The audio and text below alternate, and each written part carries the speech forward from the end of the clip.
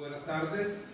Continuamos con el conversatorio, el papel de la educación ante la creciente inequidad regional, a cargo del doctor Miguel Barahona Coquerel, el doctor Francisco González Alvarado y el licenciado Mario Herrera Rodríguez. Modera el máster Carlos Vargas Loaiza. El señor Loaiza es licenciado en Sociología y máster en Estudios Latinoamericanos con énfasis en Cultura y Desarrollo, ambos obtenidos en la Universidad Nacional de Costa Rica. Académico de la Universidad Técnica Nacional, quien es coordinador del proyecto de extensión Fomento a la Cultura de la Prevención en Situaciones de Riesgo.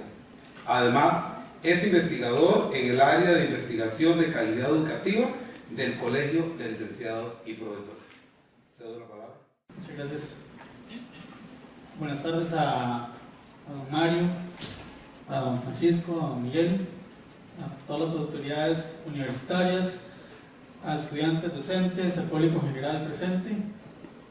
En el marco del trienio de reflexión promovido en Humanidades de la Universidad Técnica Nacional acerca del bicentenario de vida independiente de nuestra región, nos encontramos en el Encuentro Humanístico 2019 denominado El papel de las humanidades en la construcción de las rutas hacia la paz, la equidad, a la democracia y la hermandad centroamericana. Y, prosiguiendo con el programa, daremos inicio al conversatorio denominado El papel de la educación ante la creciente inequidad regional. Para ello, tenemos este panel de lujo compuesto por el licenciado Mario Herrera Rodríguez, quien labora como investigador en el Estado de la región y colabora con el informe del Estado de la Justicia y el Estado de la Nación. Es licenciado en Ciencias Políticas de la Universidad de Costa Rica y bachiller en Economía de la misma universidad. Ha colaborado en investigaciones sobre el desempeño legislativo, elecciones municipales y política económica. Tenemos al doctor Francisco González Alvarado en el centro. Es académico investigador de la Universidad Nacional de Costa Rica, cuenta con sólidos conocimientos en los campos de la historia, la pedagogía, la gestión universitaria, en los cuales sustenta la formación de grado y posgrado. Se ha desempeñado como asesor y consultor de instituciones de educación media y universitaria. Ejerció el cargo de vicerrector académico y es miembro activo de la Red Iberoamericana en Didáctica de las Ciencias Sociales. Y en la actualidad está ejerciendo docencia universitaria en la División de Educología y la Escuela de Historia. Es el coordinador del programa de investigación del CIDI, Perfiles y Dinámicas de la Educación Costarricense. Y por último, pero no menos importante, el doctor Miguel Barahona, es chileno, salió muy joven de su país natal por la dictadura prolongada que duró casi 2 décadas. Estudió Sociología en Francia, en la Escuela de Altos Estudios de las Ciencias Sociales. Luego se trasladó a México, donde trabajó en el Colegio de México, la Dirección de Culturas Populares del CEP de México, y en la UAM Xochimilco, donde durante más de una década. Obtuvo un doctorado en Antropología de la Universidad de Texas, Austin, a finales de los 80, y es el vicedecano de los Estudios Generales Académico e Investigador de la Universidad Nacional. La dinámica constará en una exposición por cada uno de los invitados, que costará aproximadamente 20 minutos, y luego haremos una interacción entre el público y los expositores. Le voy a dar el paso al doctor Francisco González para su ponencia. Bueno, muy buenas tardes a todos y a todas. Muchas gracias por la invitación. Yo voy a exponer los resultados de una investigación que recientemente presentamos, a finales del año anterior, que de alguna manera muestra algunas de las inequidades de la educación y del sistema educativo de nuestro país de manera ya estrictamente puntual. Y por lo tanto haré referencia, o posiblemente algunas de las expresiones que utilizó Mario anteriormente, aquí las vamos a ver ya en el plano estrictamente de lo local. Es decir, cómo en nuestro país, pues también el sistema educativo es un sistema que de alguna manera excluye y ha venido también desarrollando instrumentos desde el punto de vista de la evaluación que han contribuido a esa digamos que a esas inequidades propias de incorporación de estudiantes de manera más democrática. El título de la investigación pues, se llamó Balance crítico sobre los objetivos, modelo evaluativo y los resultados de las pruebas nacionales. Las pruebas nacionales de bachillerato, que ya hoy ya no existen como tal, a partir de este año se generó un nuevo modelo, que se ha denominado el modelo de evaluación o de prueba nacional FARD, estuvieron en nuestra vida cotidiana, y posiblemente acá, posiblemente más del 50% o cerca del 50% de las personas que están en este auditorio realizaron una prueba, la prueba de bachillerato tal y como se fue reinstalada desde 1998 y hasta el año anterior.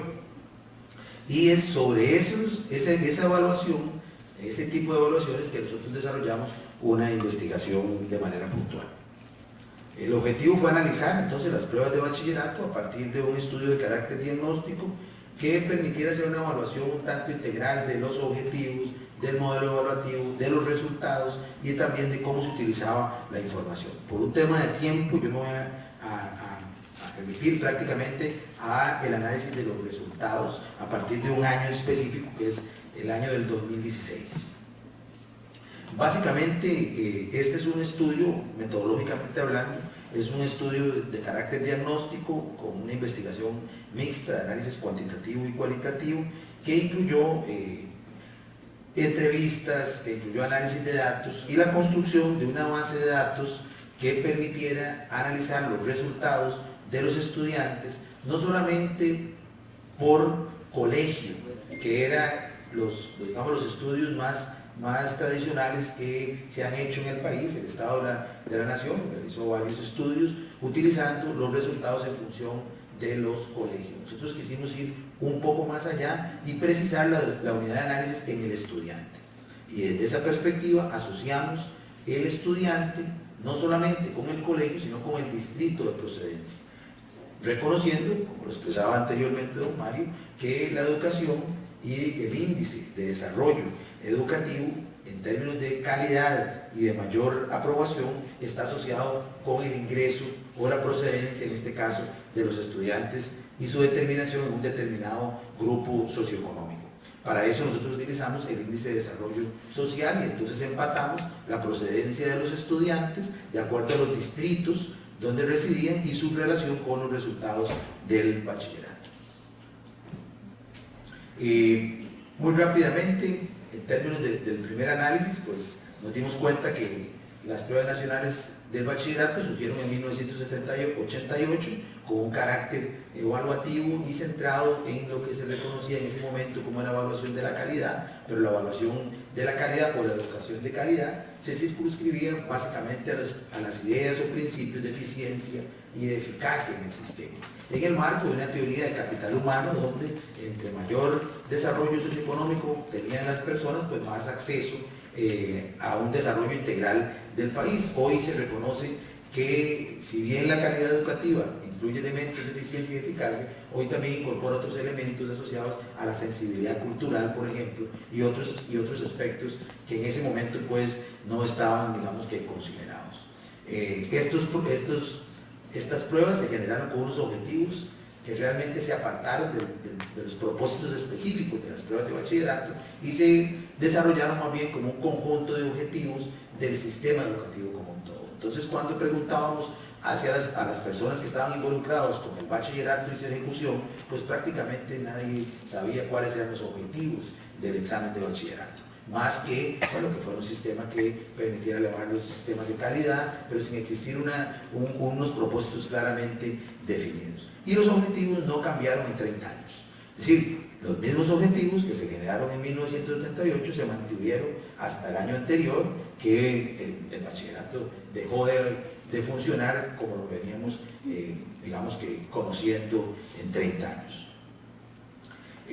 Hicimos una encuesta nacional en el 2017 y 2018, perdón, y en esa encuesta pues logramos contrastar otra encuesta que se había hecho en el 2007 para ver cuál era, cómo percibía la población nacional el bachillerato, y bueno, la población en general lo percibía como una herramienta de alguna manera útil, ¿verdad? No obstante señalaba algunas limitaciones asociadas fundamentalmente con el modelo de evaluación centrado en contenidos. Entonces, un poco también vimos cuál era la opinión, el sondeo general de la población para establecer también criterios alrededor del estudio.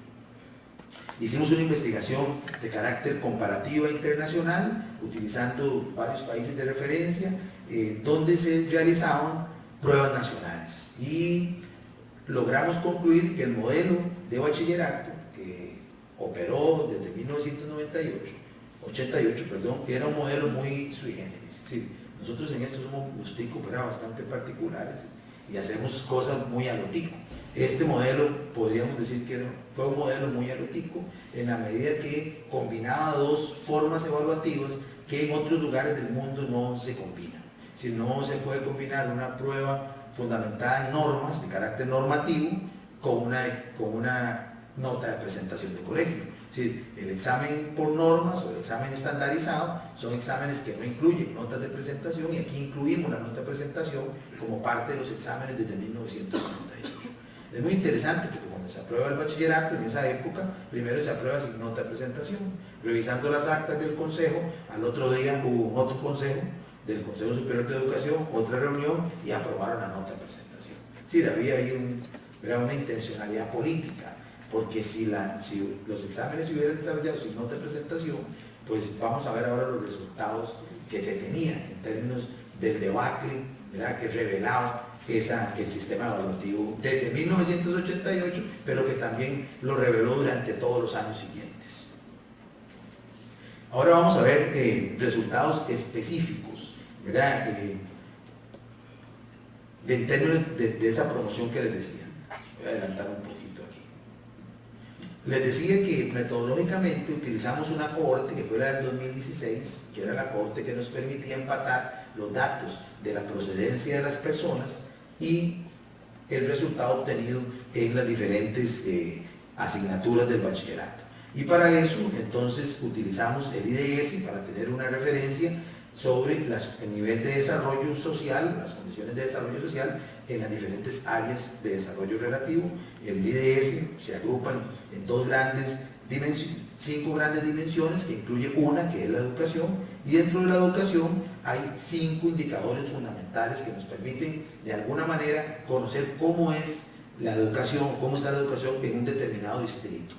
Entonces ahí vemos cómo está la infraestructura educativa, si hay programas especiales de inglés o informática, si además de eso hay una tasa de cobertura, la tasa de aprobación. Hay un conjunto de indicadores que nos permite tener, les decía, ese panorama.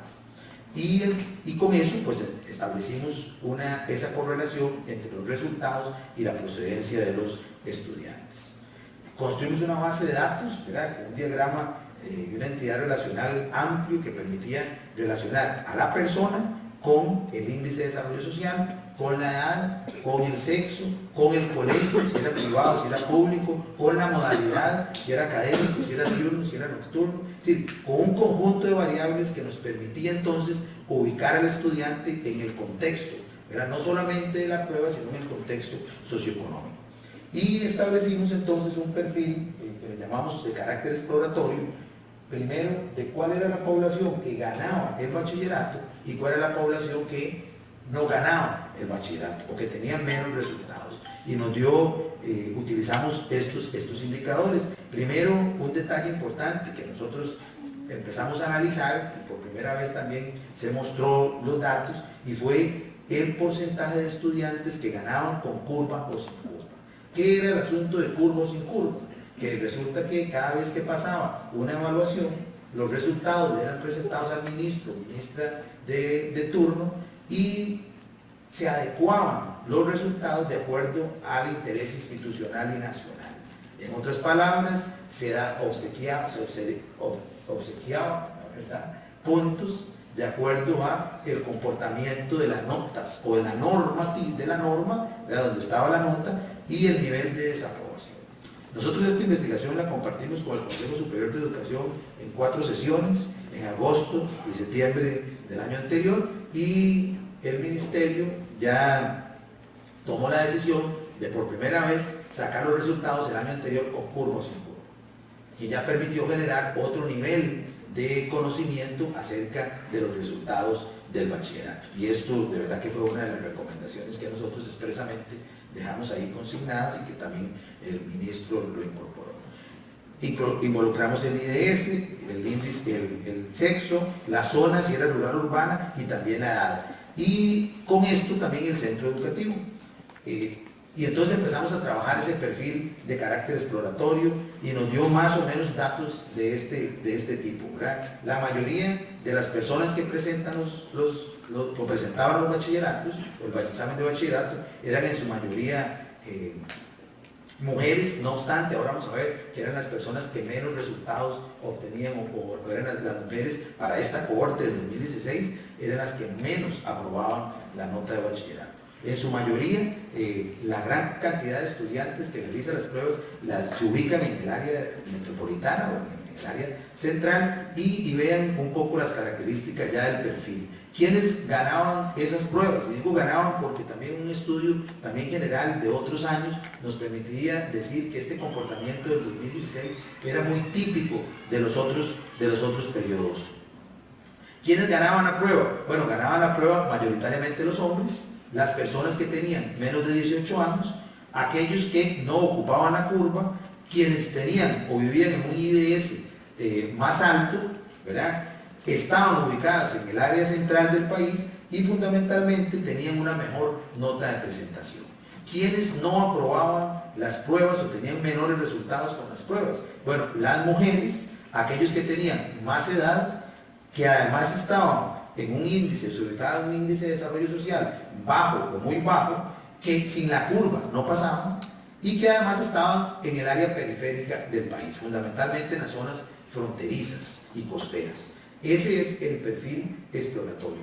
Entonces, realmente, de alguna manera, había como una condena. Si usted si era mayor de edad y además estaba ubicado en un centro educativo público, además era mujer, no vivía en el área metropolitana, las posibilidades de que pasaran las pruebas de bachillerato eran realmente más limitadas. Y eso nos llevó a nosotros a concluir que estas eran pruebas de altas consecuencias sociales y que el país debería reflexionar si mantenía una prueba cuyo impacto social a través del tiempo realmente había recaído sobre los sectores con menos condiciones de desarrollo social.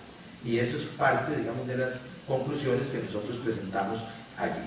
Para que vean un poco este comportamiento en términos numéricos, para esa promoción aprobó el 73% de los estudiantes aprobaron los exámenes de bachillerato.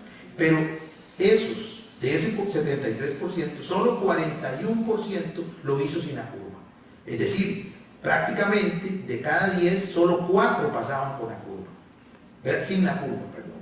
Y si investigamos quiénes eran esos 4, bueno, en su mayoría, prácticamente 2 o 3 de cada 4 venían o estaban ubicados en colegios privados o colegios académicos, ¿verdad? Públicos, que ahora vamos a establecer una diferenciación, porque hay colegios académicos públicos, bueno, de élite, como humanísticos, científicos, bilingües, donde ahí el comportamiento es superior a los colegios privados y también los colegios subvencionados.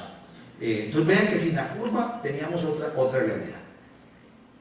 Cuando nos damos cuenta de cómo se comportaban por sexo, bueno, es lo que les decía, los índices de mayor aprobación los obtenían los hombres. Cuando veíamos el análisis con curva y sin curva de las zonas, la mayor cantidad de estudiantes que lo aprobaban se ubicaban en el área rural, en el área urbana, frente al rural. Vean que la verde, el primer gráfico, el de su derecha, es sin curva y el otro es con la curva. El urbano prácticamente un 40%, era el rural menos cerca del 30%, y con las curvas hay por supuesto que una inversión de los datos realmente significativa.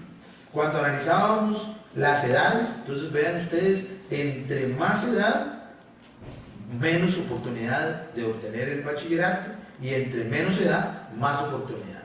De nuevo vean el efecto de la curva, ¿verdad? Y bueno, un poquito, la curva en este año fue de 8 puntos. Hubo generaciones donde la curva llegó hasta los 12 puntos. Es decir, un examen que tenía unos resultados y que esos resultados luego tenían que, de alguna manera, maquillarse, porque el impacto era un impacto realmente desastroso, ¿verdad? Calamitoso como país. Cuando vemos el IDS, bueno, entonces vemos la siguiente relación. Las personas que vivían en IDS alto tenían más aprobación, vean por ejemplo el 55% acá de las personas que aprobaron sin la curva vivían en un IDS alto. Las personas que vivían en un IDS, en distritos con IDS muy bajo, solo aprobaban un 25%. ¿Verdad? ¿Qué pasa en el otro gráfico? El efecto de la curva era sustantivo, ¿verdad? Entre más o requería más curva aquellos que vivían en lugares con menores índices de desarrollo social. Cuando vemos el IDS igual, bueno, ahí vemos otro comportamiento, y aquí es interesante porque cuando analizamos los resultados, ¿verdad? Por ejemplo, nos encontramos que en el caso de los estudiantes que obtuvieron una nota superior a 90, que era lo que llaman bachillerato de honor, aquellos que obtienen un 90 en todas las asignaturas, solamente 17 de prácticamente 3.500 estudiantes que hicieron la prueba y que pertenecían al nivel de desarrollo social muy bajo, obtuvieron una nota de superior a 90, solo 17. Si vemos el dato en aquellas personas que vivían en el nivel alto, 5 minutos, ¿sí? Voy a robar como uno más tarde. Solamente, o más bien, 708 estudiantes de 8.000 fueron los que lo realizaron. Si tú ves que un porcentaje, mientras que en el nivel alto representó el 8%, en el nivel muy bajo no llegó ni al 1% de aprobación en los datos.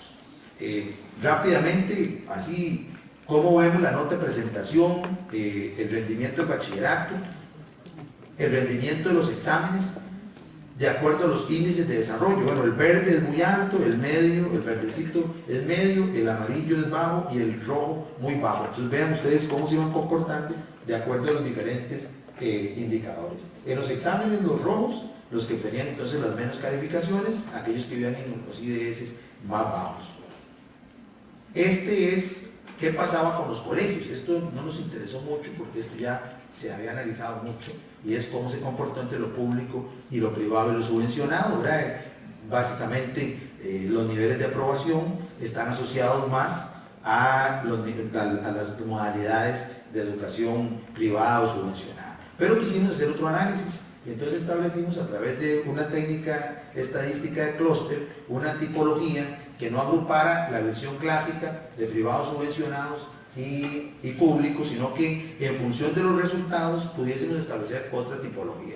Entonces generamos 3 estratos, la información permitió generar 3 estratos. Un estrato 1 compuesto por colegios científicos, humanísticos, privados subvencionados y experimentales bilingües, que son los que obtienen los mejores resultados, ¿verdad? Están entonces a la derecha de la campana. En el centro está prácticamente el estrato 2, que son otros colegios públicos y colegios técnicos, y en el estrato 3 está todo lo que se ha generado desde hace muchos años en el país, que son diferentes modalidades de educación media. Que la otra investigación que estamos realizando es sobre eso, ya la empezamos este año, sobre modalidades en educación media, y nos encontramos que ahí hemos sido campeones. Es decir, hemos identificado cerca de 27 modalidades. Y esas 27 modalidades funcionan en condiciones de verdad de inequidad. Mientras que hay modalidades que tienen mejores condiciones, hay otras que tienen muy pocas condiciones. Aquellas modalidades no tradicionales, telesecundarias, Marco Tulio, Indeas, etcétera, obtienen los menores resultados en las pruebas. Eso nos llevó a hacer esta otra investigación, que esperemos el otro año también ya tener resultados, porque de verdad que créanme que vale la pena que analicemos eso. Para ir cerrando, porque ya no tengo más tiempo, pero bueno, otro dato interesante es que vean este gráfico, para que vean el comportamiento entre los colegios que tienen más alto rendimiento, ¿verdad?, y los que tienen más bajo rendimiento. Los que tienen más alto rendimiento, en el gráfico superior, los científicos, los humanísticos, los subvencionados, los que están en verde, y vean entonces cómo al final tenemos el CONED, los INDEAS, los Marcotulios, los colegios indígenas, los nocturnos, ¿verdad?, con menos niveles de aprobación. En términos generales, bueno, la investigación permitió reconocer esa asociación entre el nivel de desarrollo social y, en este caso, las pruebas. Aportamos al Ministerio de Educación, pero fundamentalmente al Consejo Superior de Educación, suficiente evidencia empírica para que tomara la decisión que tomó en relación con el bachillerato, y eso es parte de lo que nosotros creemos que debe ser la universidad pública, y es una universidad que contribuye con decisiones fuertes, con decisiones robustas, con decisiones científicas a la toma de decisiones. No nos correspondió a nosotros crear FARO, no tenemos nada que ver con FARO, pero sí aportar la evidencia empírica para que se tomara una decisión trascendental respecto a un sistema evaluativo que a todas luces generaba una gran inequidad. Muchas gracias.